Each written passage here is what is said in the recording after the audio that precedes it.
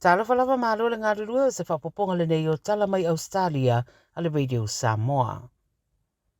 Ua taunu I sini pele nise e te wati po Prince Edward mo sana malanga asiasi mai e lango e se tase o Port Kalame mo tupulanga Tala Fou. O le awhelo I atu inisi o lo awai le Duke of Edinburgh's International Award wa peta I tai o le community ma volunteers. Taunu mai le malanga le lipe nise le pōna pōni ma lewa le sini wa awhelo I a fo I a tai o le atunu I a masa malanga I mai New Zealand. Le a awa iai fo I se wha moe moe o le tūwhanga wha ilonga, mo le wha moe moe lea mo Tala Fou ta I se furu rima tausanga masiri atu.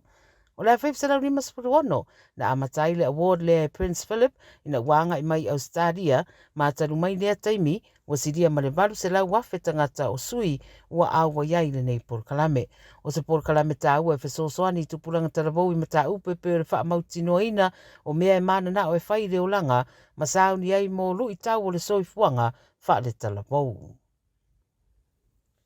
O le soa tula I hele whamasinonga, se ri ua mōria e whaatau I uta o whala au whasaina o le aisa, whai mai e toi titi se lau miliona lo na tau. Ta ua leo o le lātou so e suenga na whaia mai lava ia mea o le tausanga le nei, pe ama le fast food kilo le aisa, na maua I se storage unit I Alexandria I Sini. Petawa ina leo le isi vaenga o le uta lea na maua muniane e ao fiai ma le lua tesi ma le iwa kilo le aisa mai Amerika, ma le tasi tesi ma le lua kilo le aisa mai Pakistan. O mea ia na maua umai le masina o se tema.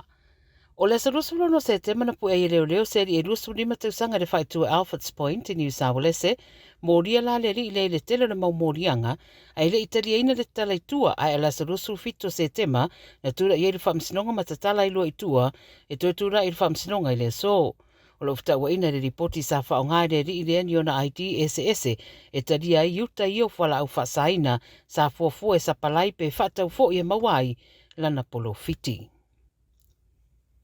E ei reito ai ngā pata wa whainua mai reto e walawina e whaafo I atu mo le saunga le mū. O le pata e whaatau le IGA le atunu atoa wa whainua lo iei popolenga monituranga whaaleanga ina wa iai. O le Paris Creek Farms Dynamic Fresh Butter lua se lau kalama le uto e walau mai e whaafo I atu a tomra su eina o aso e whaangatai le au ngao le aso sfutoro Januari lua wherua wha ma ua fuafua a whautua mai le food standards e reta tau una tue tau mawhaina ona e ono a awhiai I ngase. Me mai sa avano fo I ma whatau mai whale o roe pe o le Foodies, Harris Farm I New South Wales o Foodland I South Australia, a mai sa isi whale o roe pe o le IGA I le tere o stete o Ausetalia. O whautua ina tangata whatau I toe whafu I ane lea o loa, a toe whafu I atu a lātu tupe. O se tala whanau no wali po tere 9 News I le so e whatatau I si tamaitai mai Brisbane na umalo na soifua o whatatari mo le taavale le wharamai le siria ma le itula ma le afa. O le tina e swafa ia Kath Groom e le masutasi tausanga na wala au le 000 mo se fesoswani ina wa whaalongo ina le tinga alo na whatawhata le te o le sefulu I le pōle aso whareide taluai. Sa whaidua fo I o lo matua mana o mia lama le fesoswani peitai e siria ma le iwa 10 minute o whatari pia mo le taavale le itoe aluane lava. Na toe whaale au ngā ina le tinale ta avale tu sere wala te le vāruanga o le pōle asa ravalea, ma whairoa sana mālo longa ma le wha moe e anga I le wharema I le aso so ai. Peita I le tala wha noe ma watu si tinale ai le tai au na so ai le te o le iwa wa mariu na maua si ana tamatama. I se whamtaranga me le Queensland Ambulance Service o le teimi tonu lea na wala awa toile tina o whaisi pisi ma whaia fo I se iloilonga. O lo whaatino nei le suenga I le nei mata upu. Ma le taramulmuli wa whailoa le company waalele I Ausetalia le bonsa o le aia o foina ni tau ngō fie mo whainga malanga I te tonu rawa o Ausetalia ma whaalau tere foi waenga e anga iei le au unanga a e tatau I isi company waalele na whaapa u foi a la tau pasese I a whai ai se whainga whaatau wanga.